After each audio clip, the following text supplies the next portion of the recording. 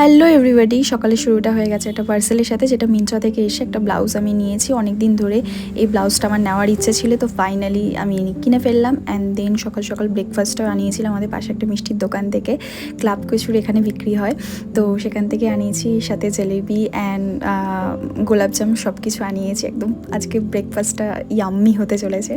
তো সাথে গোপাল ভাঁড়, যেটা আমি অলওয়েজ দেখি। অ্যান্ড দেন আমি আমার সকালের ব্রেকফাস্টটা এনজয় করছি। অ্যান্ড দেন টুকটাক সমস্ত কাজকর্ম করেছি। আজকে বাড়িতে বেসিক্যালি কেউ নেই, দুপুরটা নেই, বিকেলে সবাই আসবে, তার জন্য একবারে মাংসটা করে রেখেছি। রাতেও সবার হয়ে যাবে।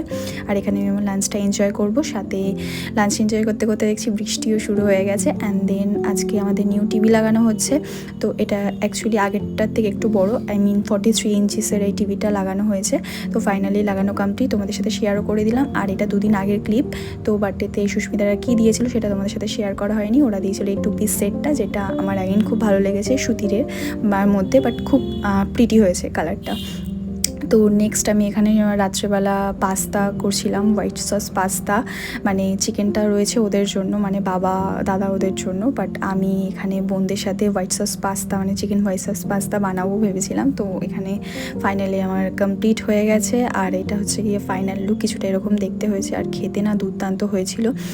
আমি রীতিরুমকি ভালো খাই, বাট দাদা একটুখানি বলছিল যে ওর অতটা ভালো লাগেনি, মানে ওর হোয়াইট সস এই ক্রিমি ব্যাপারটা অতটা পছন্দ হয় না। তো ফাইনালি এই ব্লগটা আজকে আমি এখানেই শেষ করলাম। কেমন লাগলো জানিও। বাই ফর নাও, দেখা হবে নেক্সট